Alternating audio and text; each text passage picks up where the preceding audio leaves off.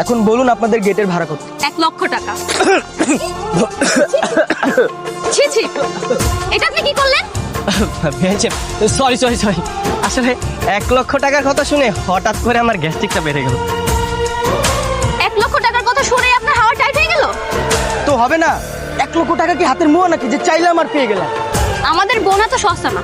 1 লক্ষ টাকা দেওয়ার ক্ষমতা যদি নাই থাকে তাহলে যেই পথ দিয়ে এসেছেন সেই পথ দিয়ে বাসায় ফিরে যান। আরে ভাই, আপনি তো রাগ করছেন কেন? মাত্র 1 লক্ষ টাকাই তো, এ আর এমন কি? হ্যাঁ বেঞ্চ, আপনি 1 মিনিট ওয়েট করেন, টাকা আমি এখনই দিচ্ছি। এই নেন বেঞ্চ সাহেব, আপনার 1 লক্ষ টাকা। এবার তো ভিতরে যেতে দিবেন না? কেচিটা দে তো।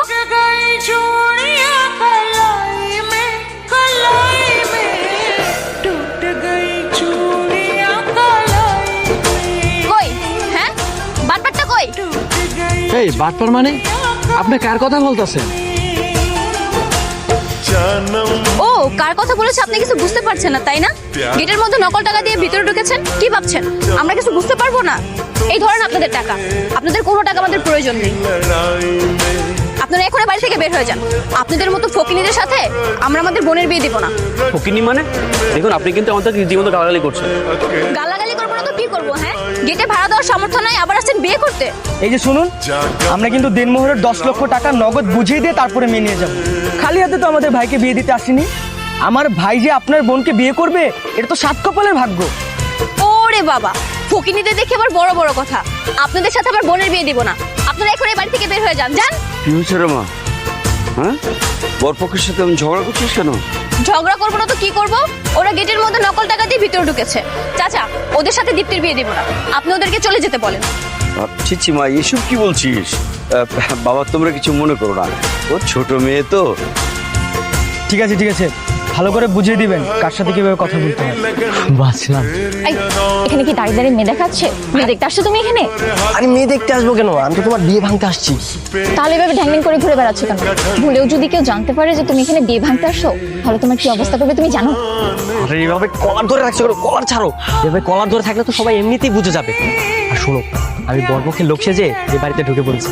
এ কিছু বুঝতেও পারবে না, জানতেও পারবে না। আমি শুধু সময় সুযোগ বুঝে তোমাকে এখান থেকে পালিয়ে নিয়ে যাবো।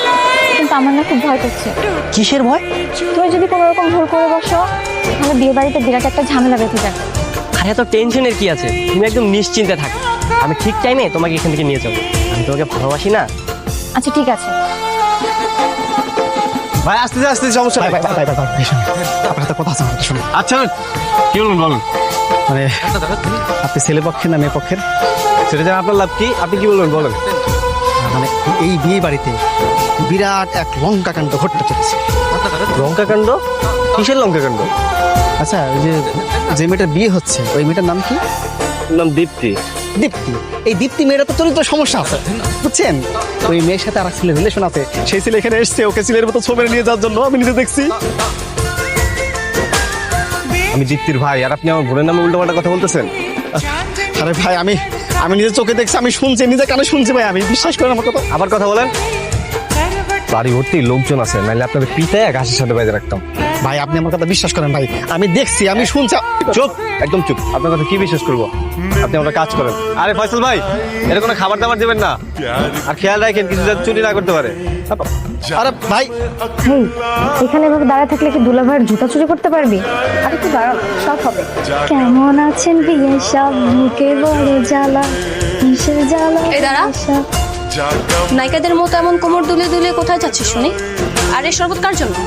বিআই সাহেব শরবত খেতে চাইছে, ওনার জন্য শরবত বানিয়ে নিয়ে যাচ্ছে। বিআই সাহেব? কোন বিআই সাহেব? আরে গেটের সামনে ওই বিআই সাহেব আমাদের 1 লক্ষ টাকা দিল না, ওনার নাকি গলাটা শুকিয়ে গেছে, তাই ওনার জন্য শরবত বানিয়ে নিয়ে যাচ্ছে। আহা, শোনা গো আমার, ওই বাটপাটার জন্য তোমার দরদ উঠলেই পড়তেছে তাই না?